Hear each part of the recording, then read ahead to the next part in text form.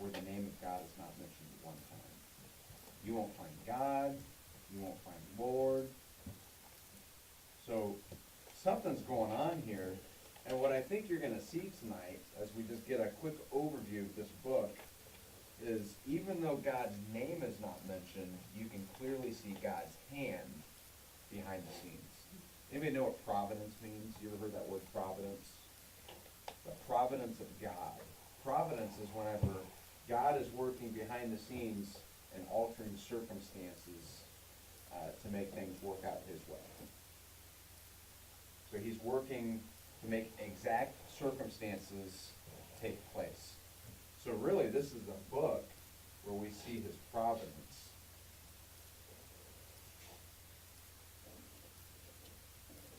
Now, the name Esther actually means, I will be hidden. That's what the name means. Of course, Esther is a woman. Another reason this is a unique book is because there's only 2 books in the Bible that are named after a woman. What's the other book? Ruth. Ruth and Esther. At the bottom you'll see, we'll compare and contrast the 2 books briefly. So, her name means I will be hidden. Now, if you go to the key verse, let's go to chapter 4, verse 14. Now, keep in mind, the writers of Scripture don't tell us what the key verse is. You just got to kind of get an idea of what's central to the scope of the whole book. So when we say key verse, if you look at chapter 4, verse 14, in a nutshell, what's going on in the book of Esther is she's a Jewish queen who, by providence, was put into that situation, and she rescued her people.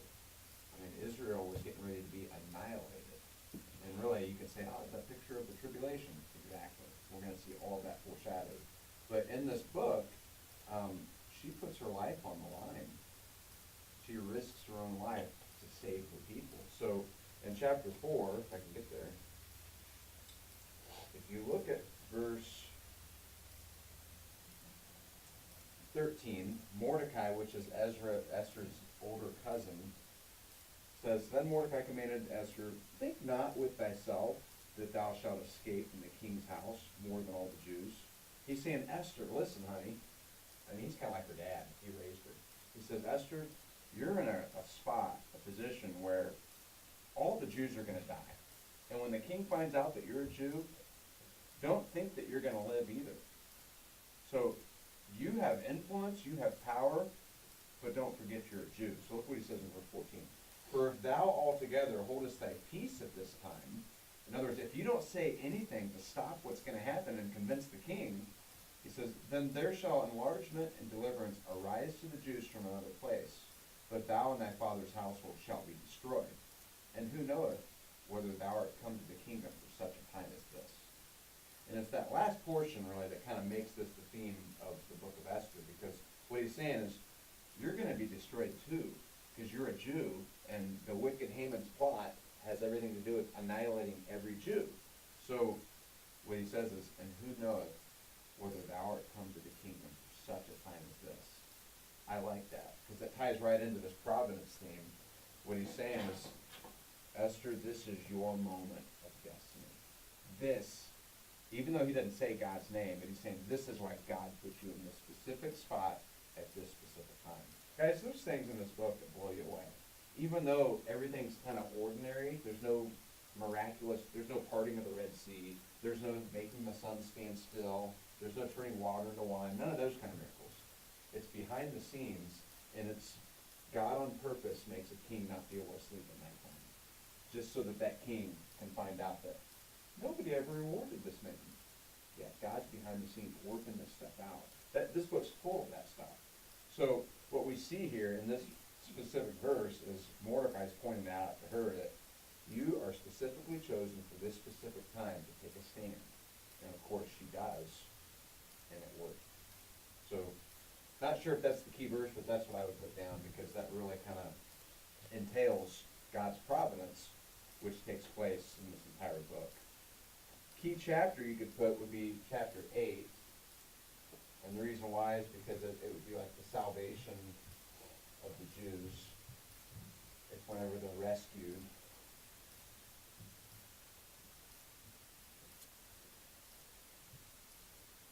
As far as authorship, it's not really known. However, you could put Mordecai with a question mark, because if you looked at chapter 9, verse 20, and then 29, I mean, whoever the author was, it was probably an eyewitness of these events that took place. So, verse 20 says, "And Mordecai wrote these things and sent letters unto all Jews that were in all the provinces of the king Ahasuerus, both nigh and far." And then 29 says, "Then Esther the queen, the daughter of Abihail, and Mordecai the Jew wrote with all authority to confirm this second letter here." So that gives you an indication it could have been Mordecai. We don't know for sure.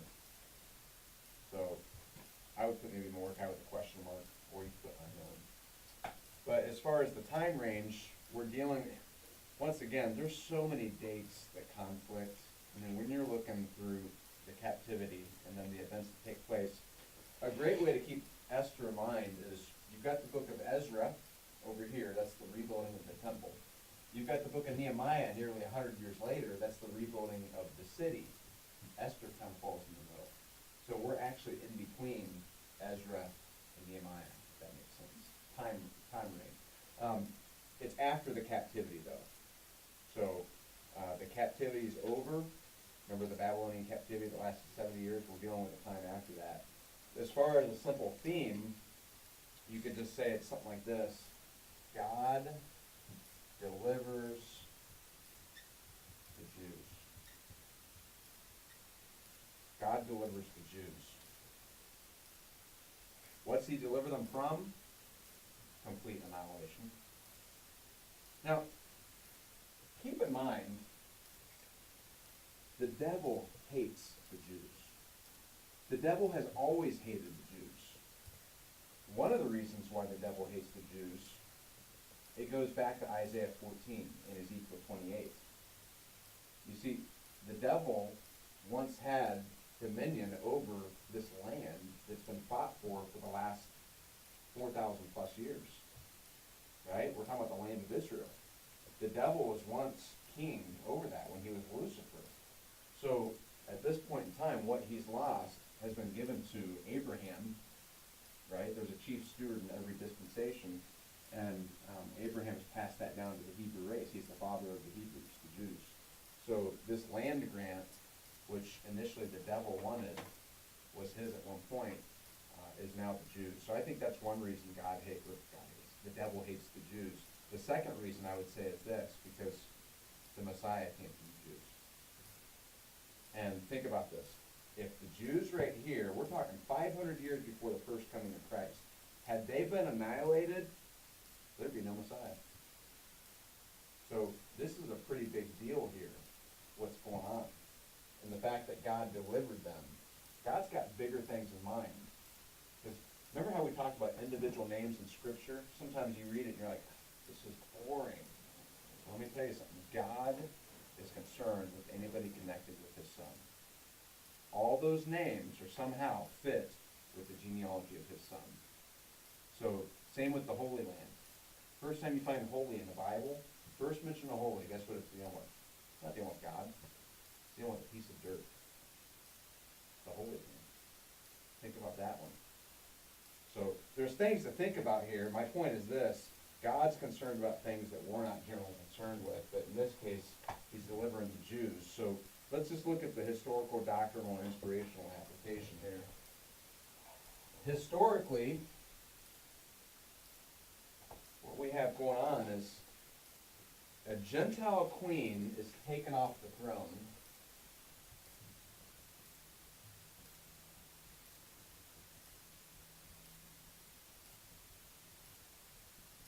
Taken off of the throne, and then replaced by a Jewish queen.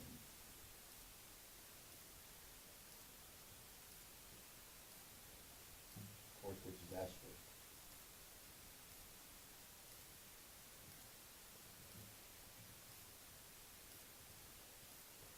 Gentile's queen name, remember her name?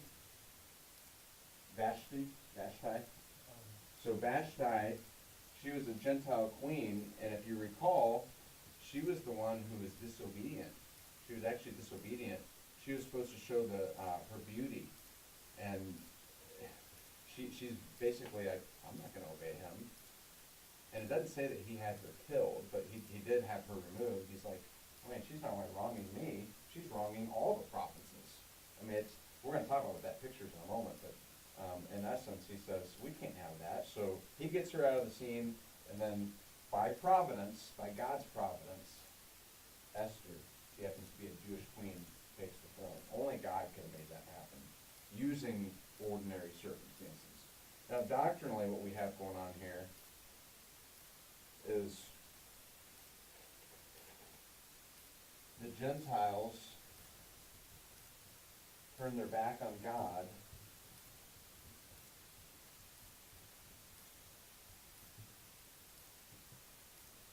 and so he's working behind the scenes to restore Israel.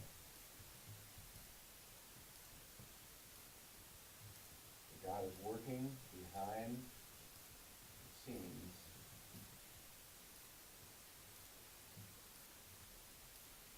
to restore Israel. And you put down in parentheses, this is basically the tribulation rapture. Once you write that down, let's go to chapter 1.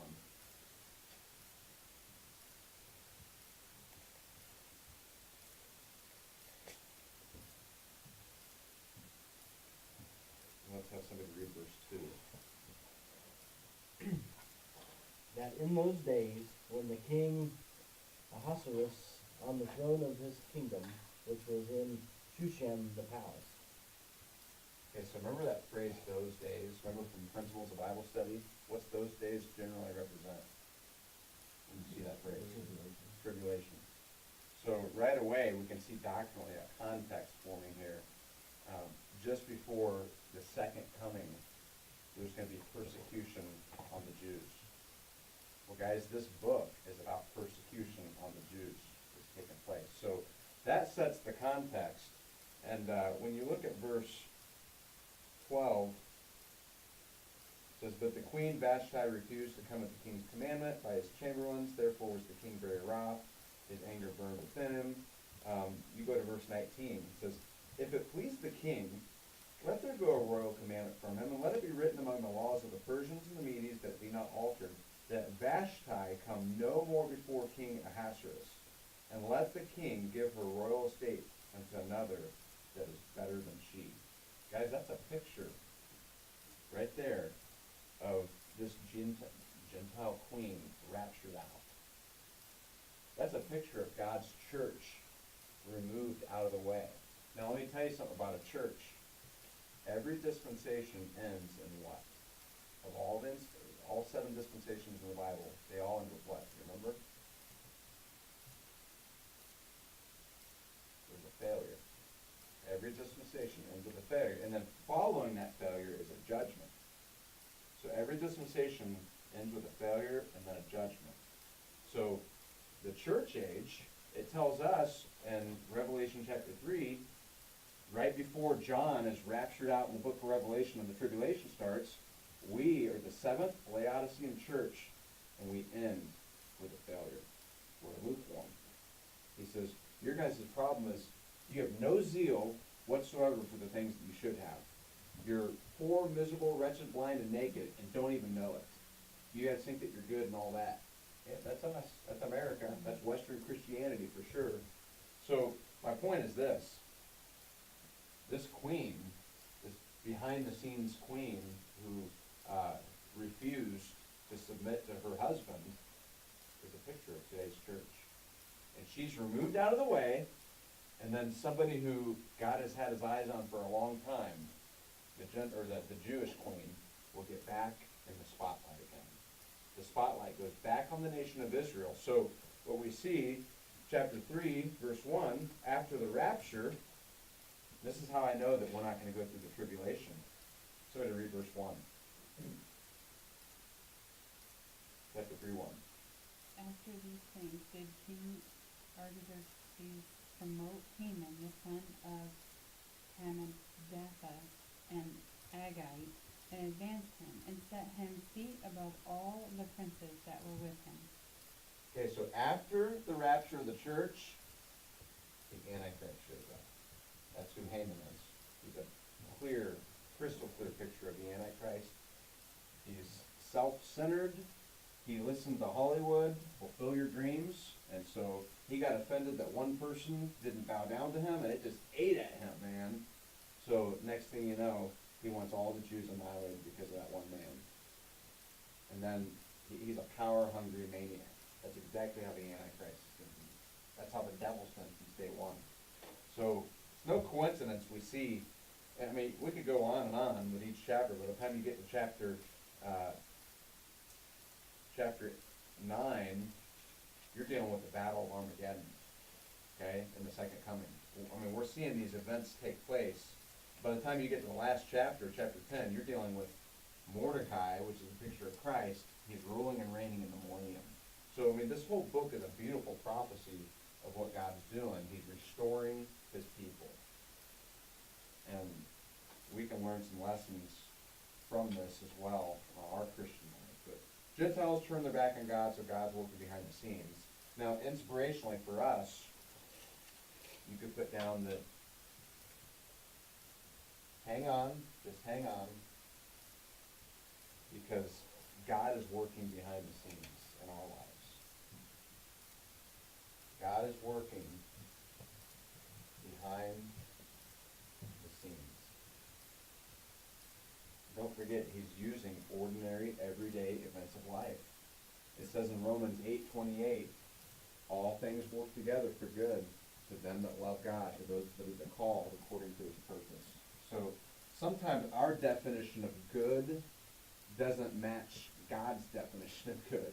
We think our definition of good is ice cream sundaes, right? And more money, more things. When God's definition of good sometimes involves a chisel. So we got to get his perspective. So the point is this, hang on, let God do his work behind the scenes. And there's some great reminders of that in this book. So Christ is seen as our Redeemer. Our Redeemer.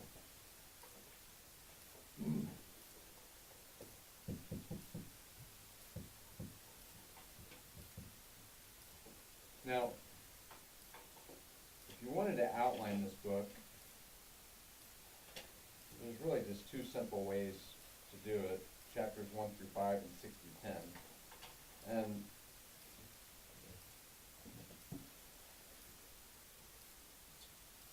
probably the easiest way to do 1 through 5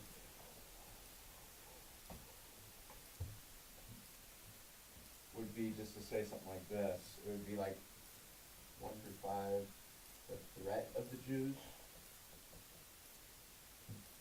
Or I'm sorry, threat to the Jews. The threat to the Jews. And it was, of course, Haman, he had a pretty high-ranking office under the Persian Empire. But he was a sleazeball, this Haman guy was. You ever see the Veggie Tales version of this? Mm-hmm. Haman had the gold tooth. Yeah, that's what I was thinking when you first walked in. I was like,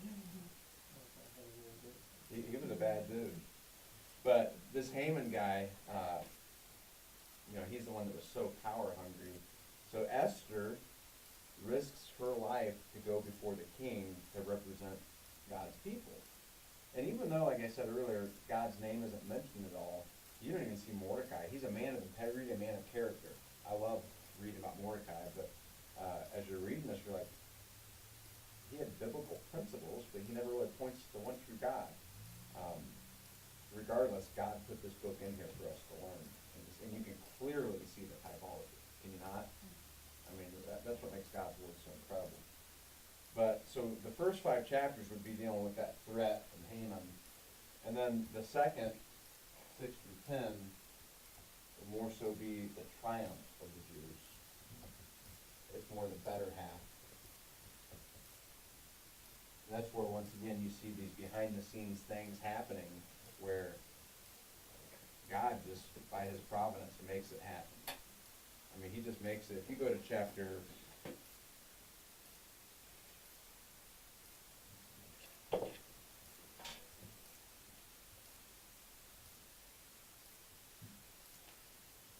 Go to chapter 5.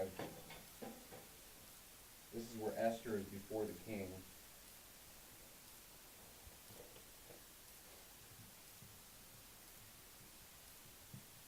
Verse 6 says, And the king said unto Esther at the banquet of wine, What is thy petition? And it shall be granted thee. And what is thy request? Even to the half of the kingdom it shall be performed. Then answered Esther, and she's scared, ultimately, because Haman's already been given this power and position. So she says, My petition and my request is, if I have found favor in the sight of the king, and if it please the king to grant my petition and to perform my request, let the king and Haman come to the banquet that I shall prepare for them, and I will do tomorrow as the king hath said. So then you get to chapter 6, verse 1. This is God's hand. Look. On that night could not the king sleep, and he commanded to bring the book of records of the Chronicles, as they were read before the king. And it was found written that Mordecai had told of Bignathah and Teresh, two of the king's chamberlains, the keepers of the door, who sought to lay hands on the king Ahasuerus. And the king says, What honor and dignity hath been done to Mordecai for this? Then said the king's servants that ministered to him, There is nothing done for him. So basically, God made it to where that dude couldn't sleep, so he decides to pull out the records of, I'm just going to see what's happened in the kingdom lately. And he reads about this account that Mordecai, some lowlife guy who kind of sat at the gate, which was Esther's cousin, who raised Esther, he spared the king's life.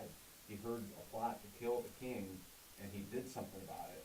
So the king's just now finding out and says, Has nothing ever been done to reward this guy? And they're like, No, sir.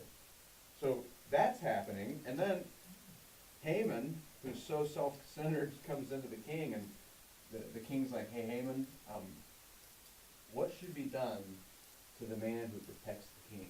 And Haman's thinking he's talking to himself. What should be done? What kind of reward should be given him? Of course, Haman just says, Man, let him have the highest dignity and honor. And I love it because it gets thrown in his face. He's like, Okay, then bring Mordecai in and have it done. And then Haman has to bow down to Mordecai. I mean, it's a beautiful story where you just see, wow, the law of reaping and sowing exponentially applied here. So a lot of neat stuff behind the scenes happening, but you see a beautiful triumph in that second chapter, or the second half of the book. But guys, you even see at the very beginning, like it says in chapter 1, verse 5, there's a feast that lasts 7 days. 7 days and 7 nights. And all this stuff and the timing, it's a picture of we are going to have a feast with the Lord, the marriage supper of the Lamb, and guess how long it's going to last? Well, it'll be 7 years of tribulation on earth while we're going to be upstairs in heaven having a supper, getting married to our groom. I mean, there's so much beautiful typology here. Check out chapter 5, verse 1. This is cool. Somebody read that. Now it came to pass on the third day that Esther put on her royal apparel and stood in the inner court of the king's house, over against the king's house, and the king sat upon his royal throne in the royal house, over against the gate of the house. Yeah, what does the number 3 or third day represent in the Bible? Remember that from Principles Bible Study? Third day. What does that generally represent? Resurrection or life. Yeah, life, resurrection. On the third day is when you actually see the first form of life when God created in Genesis. So you see that. Well, I like this because this third day would be the day that she enters the king's presence and is granted life by his favor. So, I mean, you see little things like that even. It's like, that's pretty cool. It has to be the third day. Well, the Holy Spirit put that in there to show us that, yeah, it's affiliated with life. It was the third day that Jesus rose from the grave. So, let's look at some key notes. This is just kind of like icing on the cake. In chapters 1 through 5,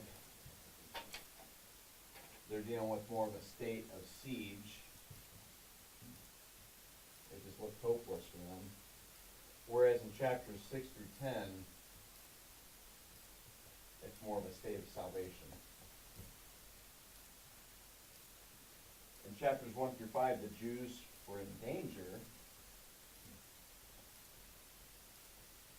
But in chapters 6 through 10, the Jews were delivered.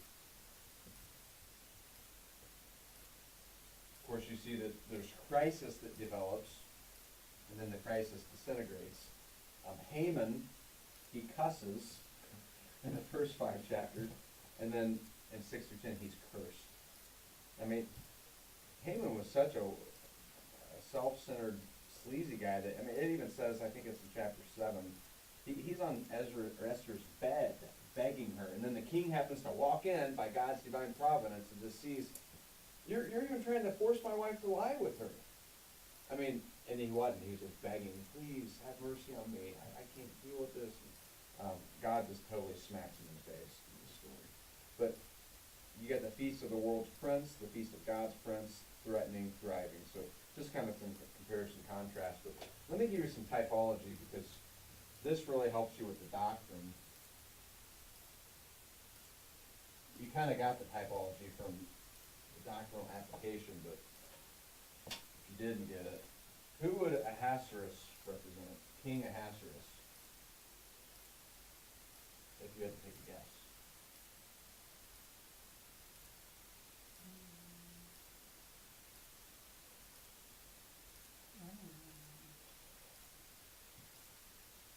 God the Father. Yeah, he would actually picture God the Father in this story, which makes Mordecai, yeah, he would represent Christ, because he actually winds up getting exalted. I even look at Mordecai's character and integrity, I'm like, boy, he emulates the characteristics of how Jesus would be. I really like that. But with Christ, he winds up getting exalted and as royalty. So it's like he's second under God as far as his rank. Of course, Haman, who does he represent? Antichrist. Yeah, Antichrist is probably the second biggest character in the Bible. You know that? Christ being the biggest character. We always think of Moses, Paul, David, Peter. Antichrist would probably be the second biggest character in the Bible. He counters every move that God does. So Haman represents the Antichrist. Vashti, remember what she represents? The Gentiles. Yeah, you can even put down the church. Now keep in mind the church consists of Jew and Gentile, but for the most part, it's mainly Gentiles. There are Jews in it. There is no Jew or Gentile in church, though. It's really just God's church. But in essence, just as the majority of the church comes from Gentiles, because the nation of Israel is really blinded, the majority of the church is Gentiles, is my point. So Vashti would represent that, because she was a Gentile queen. And then Esther, yeah, Jew or Israel, Esther. She's a Jew. All attention and focus is placed back on her. So another chapter structure, if you wanted a little more detail. Chapter 1, you got Vashti loses her place. Chapter 2, Esther is made queen. And, you know, it's not on here, but that's also when Mordecai saves the king's life. There's a little account in chapter 2 where it talks about that. Chapter 3 is Haman's plot to exterminate the Jews. Now, who does Haman remind you of from this last century? Who would it be? Hitler. Did you know that every century has a type of the Antichrist? Isn't that something? There actually, First John says there's a lot of the Antichrist, but one of the reasons I think that we have, and when we go through church history, you're going to see these popes, how wicked they were, and yet how they call themselves the vicars of Christ. In other words, we are the ones you bow down to in place of Christ. So every century, and one of the reasons I believe that is because every Christian, no matter what age they lived in the last 2,000 years, has a right to expect the rapture to happen. Because the rapture is imminent. It can happen any time.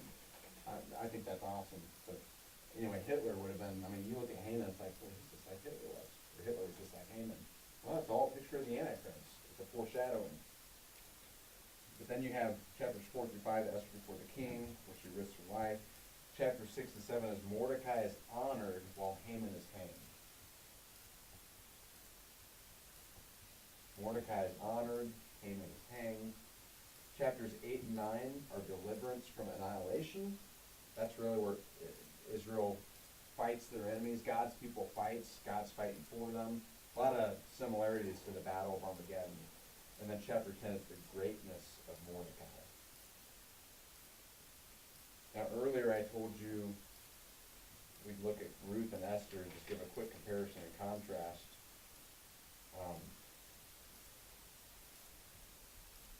Basically, in the book of Ruth, you've got a Gentile who marries a Jew. Ruth was a Gentile. She happened to marry Boaz, which was a Jew. And Esther, on the other hand, you have a Jew who marries a Gentile. It's kind of neat how God does that. And Ruth, she was free. She was free to do whatever, go wherever. She was poor. She was po. But she had nothing, but yet she was free, whereas Esther was captive.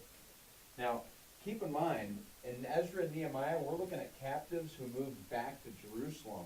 Here in Esther, she's a captive who stayed in Persia. So we're not dealing with the captives that went back to their land. We're dealing with captives here. All these that were going to get annihilated were the ones that remained in Persia from the captivity. So she's captive. Ruth chose to leave home. Esther chooses to stay away from home. And Ruth, you could put the word tribulation. Basically, during the tribulation, in Matthew 25:31, we will return with Christ. That's what Ruth pictures. And if you look at that verse, you'd see, we're not going to turn there. But we return with Christ at the second coming. Whereas in Esther, they represent those virgins. There's 144,000 virgins that'll be in the tribulation, and they're going to be delivered. They will have to endure, but they're going to be God's witnesses. And actually, these virgins will be raptured. There's a post-tribulation rapture, but that's a whole other topic. What does it say sheep? What did they put something there? You know what? Yeah. Yeah. The word sheep technically shouldn't be on here. I had to actually change some things. These were notes that somebody did last time from our Bible Institute. I didn't put these in together.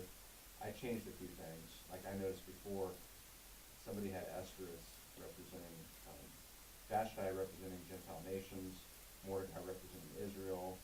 I'm just looking at some of this. I'm like, I don't think it was supposed to be that way. So I'm trying to shoot you guys straight here. So does the verse, that verse on that thing, the tribulation, says something about sheep? Well, no, it actually talks about holy angels coming down with them. Sheep in the Bible generally represent Israel. So Ruth isn't an Israelite, so I would cross the word sheep off. Okay. You know, you could say sheep also represents God's people, so in that light you could put it with like we're one of God's children as a part of the church, but that word really probably shouldn't be there because Matthew 25:31 doesn't talk about sheep. Are you there, Taylor? Yeah. Read it. It said, "When the Son of Man shall come in his glory, and all the holy angels with him, then shall he sit upon the throne of the Hebrew word."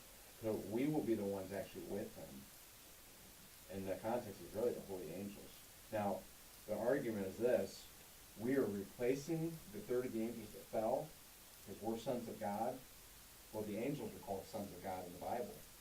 The only sons of God there are, like it says in Genesis chapter 6, the sons of God cohabited with the women of the earth. Well, when you do a trace on the sons of God, a son of God is a direct creation of God. That's the only definition you can come up with. So that means it's either Adam, because he was a direct creation of God, or it would be an angel. Angels are called sons of God. The book of Job really lays that out. Or it would be the Son of God, which is the Lord Jesus Christ, or it would be those who have his Spirit, which is us. We're a son of God. So you say, well, that covers everybody. No, it doesn't. It doesn't cover Old Testament saints. They were not called sons of God. They weren't saved. They weren't born again. You could only a direct creation, a birth, could be a son of God. So then you say, does that mean Old Testament saints don't go to heaven? No, we're all a different piece and part of the family of the Lord. Not everybody's the bride of Christ. You got John the Baptist says, I'm not part of the bride. He wasn't born again. He was the friend of the bridegroom. So he would represent the Old Testament saints.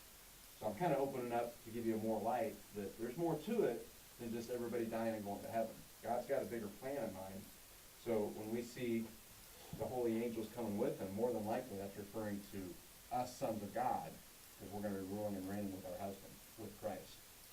But that's probably why that verse is put on there. Now, Ruth will be redeemed apart from the law, grace, in other words, whereas Esther was redeemed by the law, because she was still technically under the law as a Jew.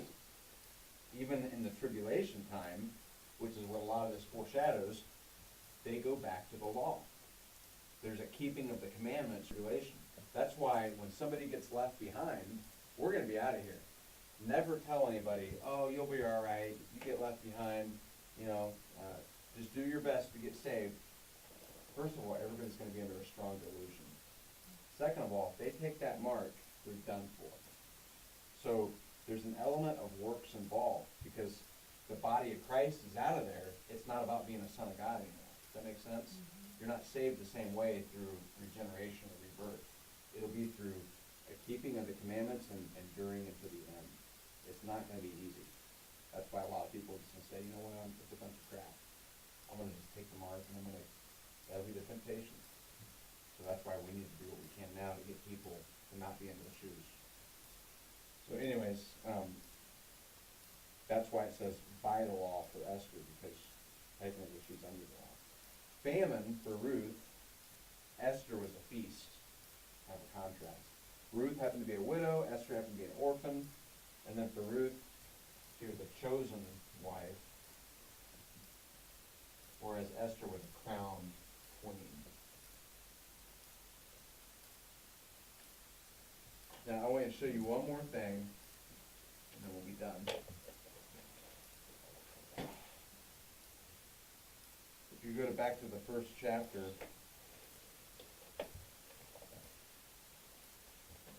I think this is a great reminder for us to make application.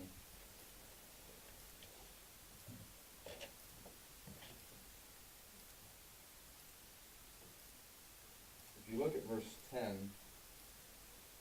it says, on the seventh day, when the heart of the king was merry with wine, he commanded Mehuman, Biztha, or Harbona, Bigtha, Abagtha, Zethar, and Parkas, the 7 chamberlains that served in the presence of Ahasuerus the king, to bring Vashti the queen before the king with the crown royal, to show the people and the princes her beauty. For she was fair to look on.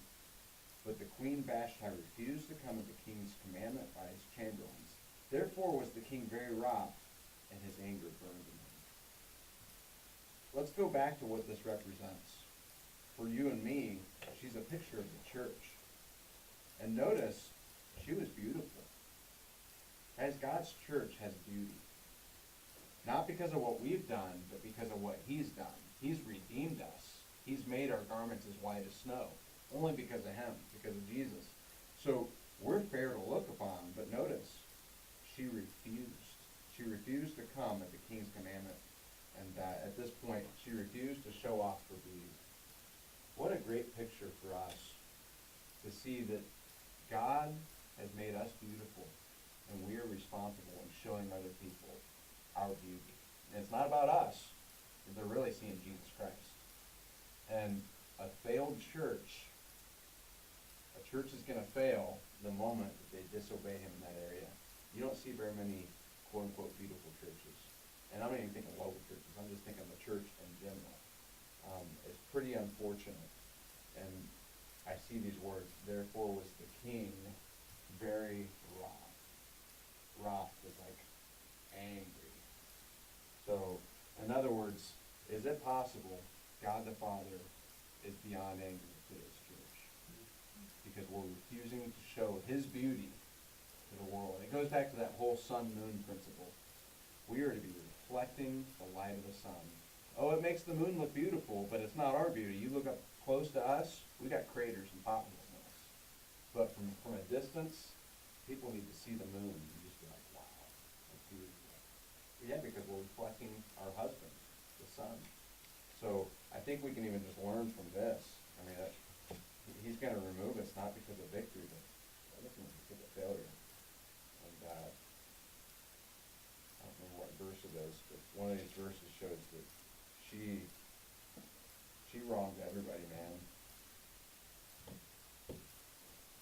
Yeah, there's verse 16. And Memucan answered before the king of the princes, Vashti the queen hath not done wrong to the king only, but also to all the princes and all the people that are in the provinces of the king Ahasuerus. Guys, we're wronging everybody around us when we act that way. So I think that's a great lesson for us to keep in mind as we remember the book of Esther. Also, just the fact that, hey, God's working behind the scenes. Hang on. I mean, you read this book, you get fired up just to see his providence. I love that. The circumstances, every circumstance is ordained by God, whether you like it or not. So we just have to keep in mind, I don't live under those circumstances. No, I live in Christ. I'm more than a conqueror through Christ. So we got to keep remembering that that's the lens we look at through. So, any comments or questions on Esther? It's actually a pretty cool book. Did you give us the makeup, the chapter, verses, and words? Don't say that again. The second question, I didn't get that written down. The whole makeup, yeah, that's it. 10 chapters, but verses and words,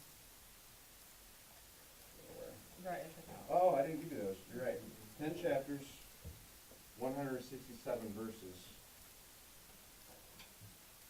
5,637 words. Now you know. Here comes the answer tomorrow. What was the time range? I didn't put that in there. I got down 521 Thank to you. 509 BC. 521 to 509. Okay. But you said that wasn't like super solid though, right? Yeah, just 'cause there's a lot of conflicting time ranges. I mean, some of these time ranges, when you look at it, it would mean Esther's close to 100 years old. I mean, can you imagine a 100-year-old bride being chosen? I mean, that could happen. Was it longer back then? It's not like, well, this is only 500 years before Christ, so So not as that, long as yeah, that'd be highly unusual. I would lean that some of the chronology is wrong, Okay. more than likely, especially when you see so many conflicting accounts.